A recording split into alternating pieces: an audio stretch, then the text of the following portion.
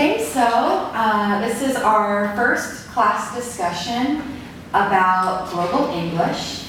We've read 3 articles about global English, and I would like to hear your questions, and also I want to know what you think about the articles, okay? So first of all, in the article, Profusion of Tongues, Dalby asserts that what puts languages, little languages, at risk, let's see here. He says that the only languages in any danger at all are those spoken by very small groups of hunter-gatherers, and what puts them at risk is not global English, but any nearby bigger language that comes equipped with books, schools, and television. What does he mean, and can you think of any examples? It means the languages the languages disappears is not because of global English, but because of what we watch and what we see on the television books. Because we usually watch those in English, so we start to speak English. Is that true? I think maybe just some place they speak the small language, and then some bigger language nearby they appears on the books, on the newspapers, or TV shows. So people in this small place they contact more bigger language. So I think it will attack the small language in some case. Yes, an example. Actually, some languages in China are disappearing because of what mainland language is too strong, and the languages on television are all Mandarin Chinese, Mandarin Chinese, yes. So they stop speaking their own languages. Yeah, I think in my opinion that because our legal languages they don't have a large group of users, so the government they don't want to put a lot of money or some resource to the small language users, so they don't make greater TV shows. So they in the TV shows or something, they use the big languages to spread. Yeah. Yes.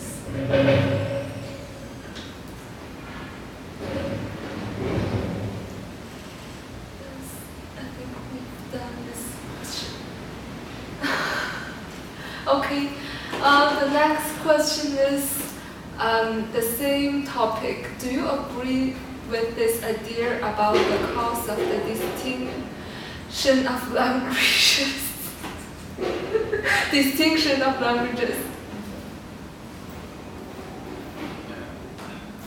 What do you think? I think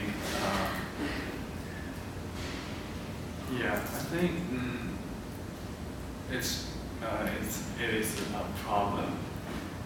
So what do you think about this topic? Because I'm not really sure. In my opinion, I agree with it because such as the books, schools, and televisions kind of education. Because of that education, the kids they learn the big languages, so they might forget how their kind of little languages, how to speak or how to write these languages. Yeah.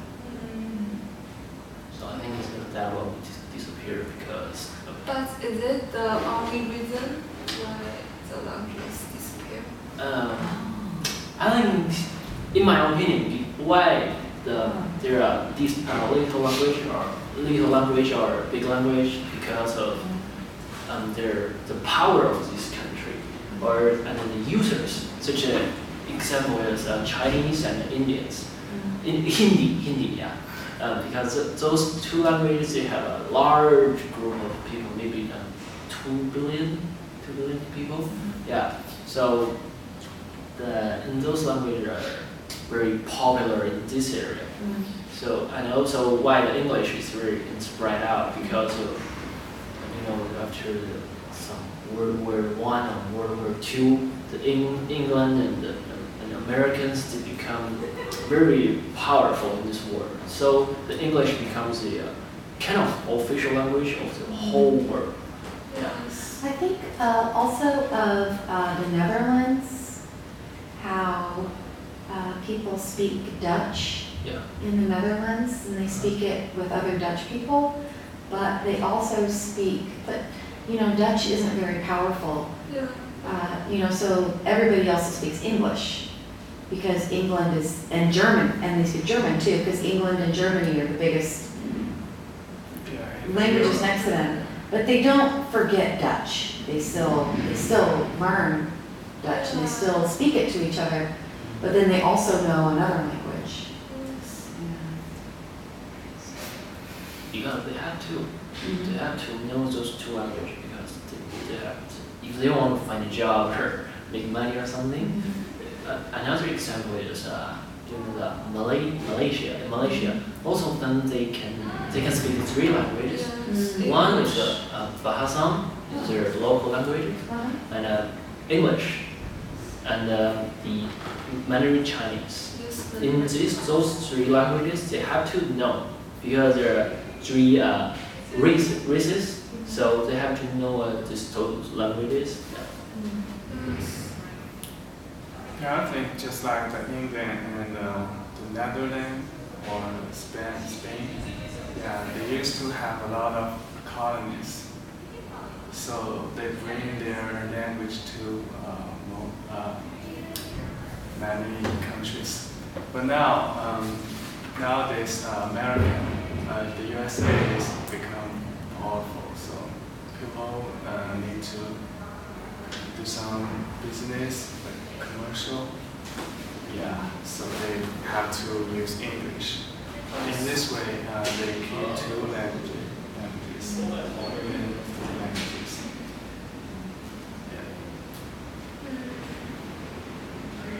And then we can move on to the next. Okay, the next question is what caused Bekia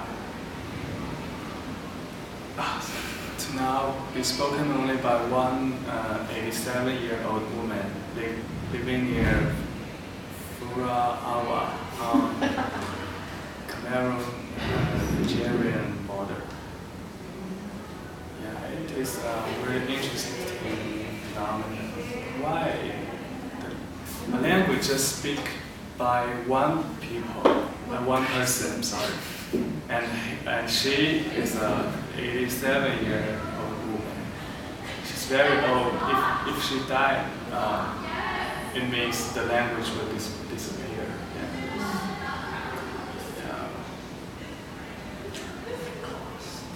Because the place is situated in the on the boundary, so many different people from different countries are coming from this place very frequently. You mean she never contact some people? Why she? Because she's an old lady. Yeah. And the people younger than her do not need to learn this language anymore because she can speak. Yeah, I also see what you mean about how she's on the border. So maybe the location, Yes. right, is very important. Location and Because I think this language user, the younger user, they want to move out, they want to make money, so they never live there. So they just now, just leave one old man, old woman there. the language has become less powerful Yeah, for sure. somehow. Yeah. It's not very important. People will think, why I learn this language? This language just speak by one person. Why I learn? It's very useless. Yes. Yeah. Okay, are we done? Are we done? Yeah. Yes. Okay. The next question is you. Yeah. Well, little languages disappeared because of 8 big languages. What's your opinion? Why languages disappear?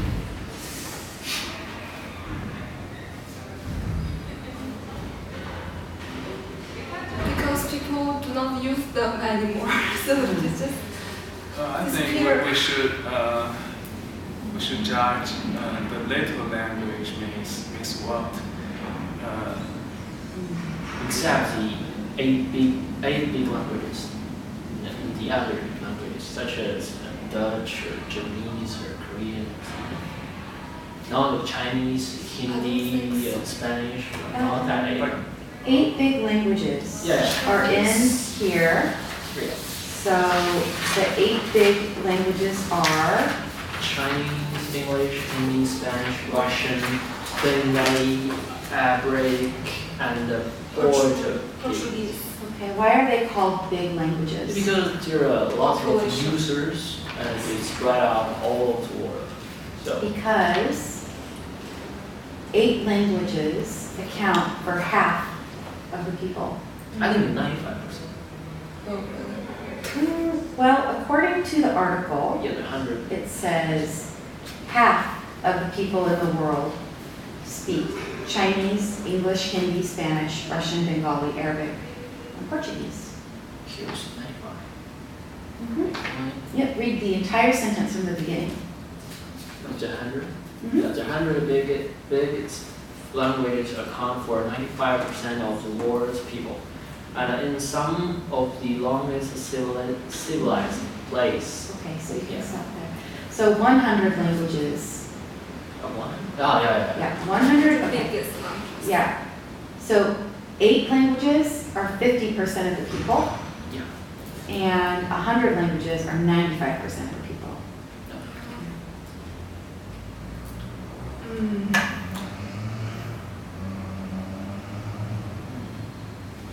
I think these little languages will not disappear in the future. Exactly. Yeah. For example, there are so many languages in India. So, like I said, my roommate is from India. He's from India. He's a Punjabi. You know that? Yeah, he can speak Punjabi and English. So it means many people, their parents want their children to learn their native language, but yeah, they can save the language. Except the very small languages like this language. That's right. Yeah, Yeah, exactly. Okay, guys. So I have a question that relates to the reading we did at the beginning of the unit. So Bolog, the writer of Profusion of Tongues, says that technology like internet and television spreads global English. What does Dyer, the writer of English in Academia, say about technology's effect on global English? Do you remember?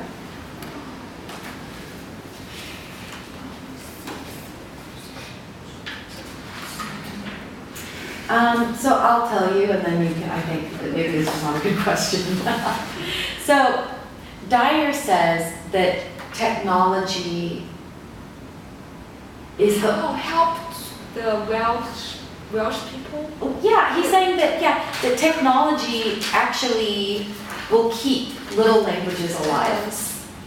He's saying that little languages like Welsh or something like that, Indian languages, can be made alive by the internet and by television.